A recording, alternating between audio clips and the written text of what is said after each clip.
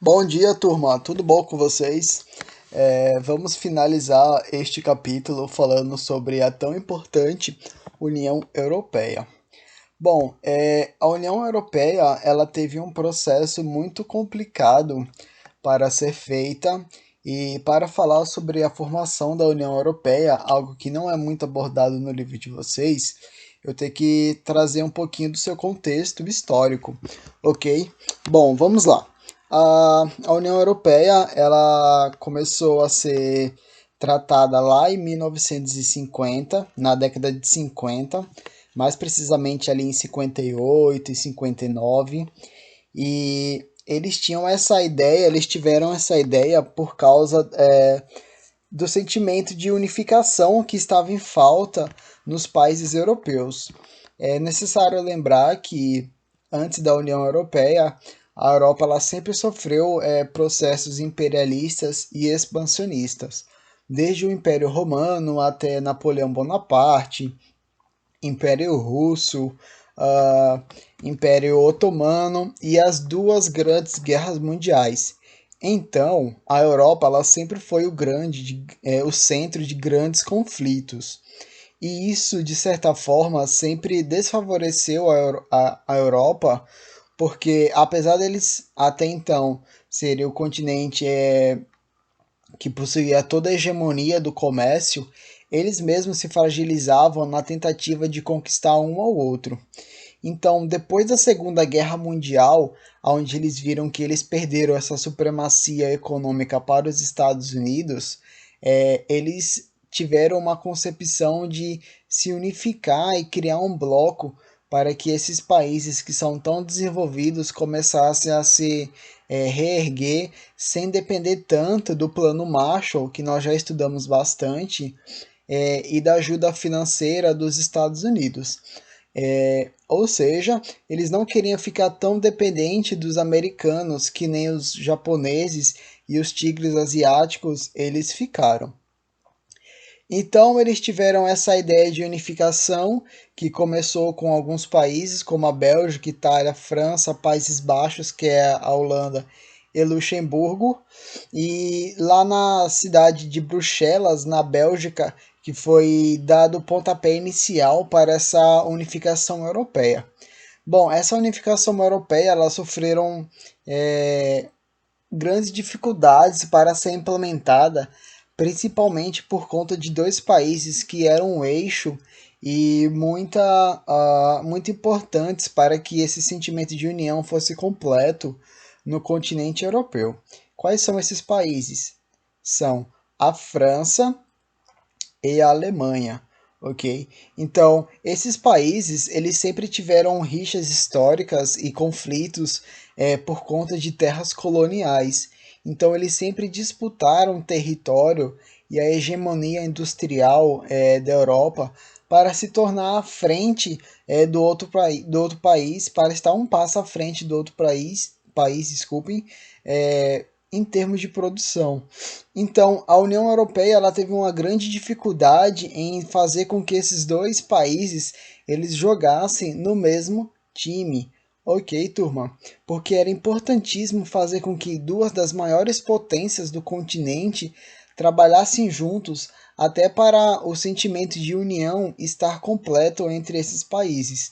É sempre bom lembrar que entre esses países sempre houveram vários conflitos, então controlar os ânimos politicamente era muito importante e um dos objetivos dessa união, principalmente na questão alemã. Já que devo lembrar a vocês que os alemães perderam a Primeira Guerra Mundial e eles tiveram a ascensão do nazismo com aquele sentimento de revanche, estavam se sentindo humilhados, não aceitavam uma derrota.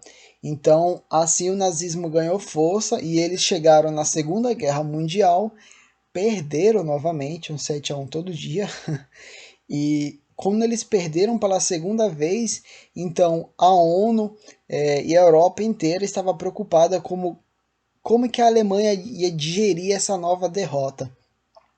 Então era importantíssimo colocar essa ideia de unificação europeia para países como a França e principalmente a Alemanha, para que eles tivessem a concepção de que a Europa ela precisava mudar, ok, turma? Por quê? Sempre a Europa ela teve esse desejo de conquistar pela força.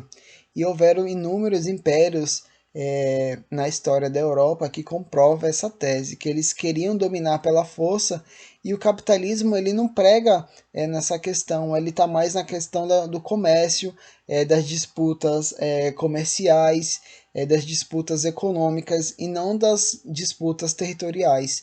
Tanto é que vários desses países estavam destruídos, então eles nem representavam perigo e muito menos algum tipo de ajuda para alavancar esse bloco como um todo, ok? Então vamos lá. Dada essa introdução, vamos aqui no livro ler comigo. Aqui. A União Europeia foi instituída pelo Tratado de Maastricht, que entrou em vigor em 1º de novembro de 1993. Então a gente vê o processo tão duradouro que foi desde a sua criação em 58 até o estabelecimento da União Europeia em 93. Então, durante esse período, foram-se criadas várias nomenclaturas até a União Europeia ela se tornar o bloco que é hoje. Lembrando também que ele começou com alguns países, mas de acordo com que eles fossem se desenvolvendo, outros países eles tiveram interesse em entrar nessa União Europeia para que eles assim fizessem parte desse bloco. E esse bloco ele tem como alguns benefícios ao entrar nesse bloco que eu já vou falar mais à frente, ok? Bom, nesse tratado foram propostos aqui os benefícios: o fim das barreiras alfandegárias e a implantação de uma moeda única, o euro, que substituiu as moedas de vários países membros a partir de 2002. A Dinamarca e o Reino Unido não decidiram adotar o euro. Bom, quais eram os benefícios de estar nessa União Europeia? Eles tinham acordos de comercialização entre eles, então as taxas, os impostos eram praticamente nulos. Então eles poderiam negociar livremente com outro país sem pagar taxas abusivas como eles pagavam aos Estados Unidos, e também a proximidade que esses países tinham facilitavam a questão da comercialização dos seus transportes. Então era muito fácil você fazer negociações entre esses países. Tanto é que eles adotaram uma moeda única para facilitar esse processo. Outra coisa também que eles fizeram era uma lei do passe livre. Como é que funcionava isso? Todos os países, isso funciona até os dias de hoje e vai ser tema de uma atividade.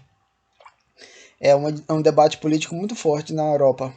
Todos os países que fazem parte da União Europeia, assim como o Mercosul aqui na América do Sul, eles têm passe livre para entrar nos outros países da União Europeia. Por exemplo, se você estiver na União Europeia, você pode estar em Portugal, ou você pode estar lá na França, que é bem colado. Você pode estar na França e pegar um trem, pegar um metrô, pegar um carro, que é tudo colado, e ir para a Alemanha sem precisar de visto, ok? Então, eles têm uma livre circulação entre esses países lá na União Europeia. E isso facilita bastante o comércio, a interação e as trocas comerciais entre esses países. Bom, isso é a parte boa de ter essa livre circulação. A parte ruim é que países como a Turquia, por exemplo, presta atenção que isso com certeza será cobrado, países como a Turquia, eles têm uma configuração diferente. A Turquia é igual à Rússia. Uma parte do seu país está no continente europeu e um pedaço do seu país está no continente asiático. mais precisamente na parte islâmica, na parte muçulmana da Ásia. E qual é o problema nisso? A União Europeia, que sempre teve uma política contra a imigração, eu já falei isso na sala de aula para vocês, eles não gostam de imigrantes por causa de roubar, por preconceito, xenofobia, aquela questão que eu falei na sala de aula para vocês, de roubar um emprego que devia ser meu. Então, principalmente a xenofobia, o preconceito. É, então, países que nem a Turquia possuem muita da sua população, uma população muçulmana. Então, ela tenta entrar na União Europeia, só que os países da União Europeia, eles não permitem que a Turquia entre nesse bloco. Por quê, professor? Porque grande parte da sua população é muçulmana. E se a Turquia entrasse na União Europeia, essa população muçulmana, que eles consideram os imigrantes, iriam se beneficiar dessa lei de livre circulação, esse passe livre, iria entrar na Europa. Então eles brecam, eles freiam completamente a Turquia e esses países muçulmanos para que eles não fiquem povoando o continente europeu, ok? Essa questão religiosa, né? Muçulmanos contra cristãos, judeus, enfim, eles meio que sabotam os muçulmanos e os imigrantes nessa questão. Entendido, turma? Vamos lá. Desculpem. Depois vocês dêem uma olhada nisso aqui, por favor. A União Europeia criou algumas instituições importantes para regulamentar as questões políticas, que é controlar todos esses países, econômicas e sociais, como o Parlamento Europeu, o Conselho de Ministros e a Comissão Europeia. Já em 2013, após o ingresso da Croácia, a UE, União Europeia, passou a agregar 28 países membros. Então a gente já vê um crescimento muito grande dessa união. No dia 26 de junho de 2016, o Reino Unido realizou um plebiscito para que a população pudesse votar pela permanência do país na União Europeia ou pela saída. Acabou que com 52% dos votos, a população do Reino Unido optou por sair da União Europeia, que ficou conhecida como Brexit. Pessoal, eu quero uma pesquisa sobre os principais fatores que fizeram o Reino Unido sair da União Europeia. E eu quero isso no caderno e vou cobrar para vocês e vou deixar na plataforma, ok? Uma das coisas também que a União Europeia tem sofrido bastante é com a questão da crise na Grécia. A União Europeia ela tem aquele banco FMI, aquele banco mundial, eles fazem vários empréstimos, mas eles estão sofrendo bastante com essa questão da Grécia, da crise que a Grécia está enfrentando, e isso, de certa forma, mancha um pouquinho da reputação da União Europeia. Mesmo assim, eles estão enfrentando essa questão como formas diplomáticas de resolver esse problema.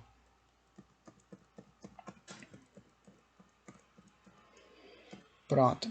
Aqui é o mapa onde mostra quais são os países membros da União Europeia, que são os países nessa cor. Os países candidatos, ou seja, os países que estão tentando entrar na União Europeia, como eu falei, a Turquia, a Armênia, enfim. E países membros que solicitou a saída do bloco, aqui o Reino Unido. Ok? Aqui vocês veem que a Turquia está colado com a Ásia, então tem toda essa questão muçulmana. A capital da Turquia está na parte asiática. Então, no que diz respeito à segregação por religião, a Turquia sofre bastante para ingressar esse bloco. Ok? Então, por hoje é só. Respondo às atividades. Façam uma pesquisa que eu solicitei e na próxima semana nós teremos uma atividade avaliativa sobre esse capítulo. Até terça que vem.